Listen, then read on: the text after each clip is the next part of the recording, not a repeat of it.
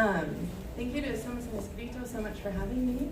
Thanks to everyone who's out. I'm really trying to figure out the distance. A little closer? Okay. I'm really thrilled to be reading along the really fabulous readers who are here tonight as well. So Wirikuta is a sacred desert in Mexico in San Luis Potosí, and it's sacred to the Wirarikari. When I lived in Mexico, I had the opportunity to work a little bit with Maricame Mule Eugenio Lopez, and he is like a spiritual leader and healer of the Wirarikari, or like a clan of the Wirarikari. And so I was invited last year to go on like a 5-day pilgrimage to the Wirikuta Desert. So I just want to also offer my deep gratitude to the Maricame for his teachings, his guidance, his experience, and the invitation. And I also want to point out, taking on to what Maria was talking about, Wirikuta Desert right now is actually a Canadian mining company, First Majestic Silver, just had 78 mining concessions approved within the desert itself. So this land grabbing is still going on, and this is like a really sacred place for these people. But there is a movement to try and fight it. So one of the hashtags you can look for is Wirikuta no se vende, and there's also a petition on change.org. And if you want the specific links, you can ask me later. Okay, so this is a short story. It is fiction, but it is based on my experience. So Sheik's back. We have cleared a circle in the desert, freed it of governor's plants, used machetes to dig up the roots, then the branches to sweep the circle of dust clear of rocks and twigs and long black spines. The few low cacti who show themselves we knife up and save for later. The night arcs blue black over us as we dance around a fire, a prescribed dance particular to her, Hickory, the reason why we gather. Florentino Hickorero plays his violin for us, for her. The music is playful and energetic and complex. The wood of his instrument is raw, rough, and still bears the carving marks of his knife. The dance is new to me and moves quickly. I miss or nearly miss the last step in each cycle. Although the rain has stopped, I wear my rain gear because it is that cold that I still want another layer, however thin it may be. The rising moon sits low and hidden behind the mountains. It casts a halo around them and is so bright that only the largest stars are visible. In the coming days, we will climb Quemado, leave offerings for her, the same as we did in the desert, we'll do at Keomare. There are no cities within 50 miles and thousands between where I am and where I come from.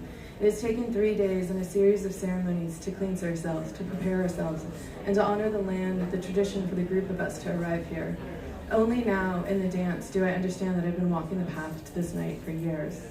I last saw her from my window seat on the bus heading out of town. I saw her, but I did not know her. She had held my hand as we waited for the bus, as everything within me cried out to go back. This is how much he had cowed me, that I believed myself safer with him than on my own. It had been raining that day, and when I looked out, sunlight illuminated the spot next to where I had stood, waiting, a flash of rainbow as the bus pulled away. Over the years, my ex broke me. He twisted my arms and he twisted my words until I couldn't recognize my truth, punctuated commands with injury until I submitted. Each time, I lost more of myself until I had forgotten to even want to fight for myself. I left only because she carried me. Since then, I have kept myself tight and small. I do not know how to uncurl myself from the shape of him. We are all here searching for something. I want to know, who am I without fear? In the pause between songs, there is the wind, the far-off cry of coyotals, the crack and pop of the fire. The music is bright and clear, like the sky tonight, like running water. My hiking boots are heavy on my feet, my rain gear swishes about me, the moon crests the mountains. Before everything else, there is the incantation. The night is fresh and new, the preparations complete, and we sit in a circle around the fire. The Maricame pulls up a chair, wraps his blanket close, and sings in the gods. After, he gives each of us a blessing, his palm hard against our foreheads, his words low and quick and guttural. A hicorero comes with another blessing, then a hicorera carrying burning copal in an old Coca-Cola can. She wafts the thick smoke over us. It is here at the ceremony in the desert that I meet her. Although I have met her before, she is short, as old as the desert, stern and joyful at the same time, exacting. They say that the ocean that was here in this place before the desert receded so that she could emerge. When the rains come, first they strip off the top layer of soil, carry it with them as the water runs down, carving tiny canyons in the earth. There they run all season. When the dry seasons come, the earth hardens and tightens around the shapes the rivulets carved out, the memory of water. Her skin is like this. She conjures back the thick exhaustion, wakes up each crack of my bones, rip of ligaments, blooms of blood. Memories right up, crowd my vision. I dance. When we arrive to this place, we carry with us 3-foot-tall candles we bought in the city, wooden crosses, monedas, listones. A truck comes, bringing water, food for us. Its bed is lined with hay. A white sheep with one black haunch looks over the side, chewing. Someone ties it to a bush, lays down a pile of hay and a bowl of water. We drop our packs, which are full of the things we need to spend a week in the desert, although the longer I'm here, the less I need. The sheep is patient and bleats only occasionally. Someone moves it into the shade whenever the sun shifts. It always has water and hay and doesn't seem to notice us, as if we live in some other dimension. I meet her in the way I see the sheep after it is dead, in the full light of day with my physical eyes. I remember how time loops back on itself, layers itself upon itself, until everything that was or is or will be happens at the same moment, and is also endlessly stretched out, every moment distinct.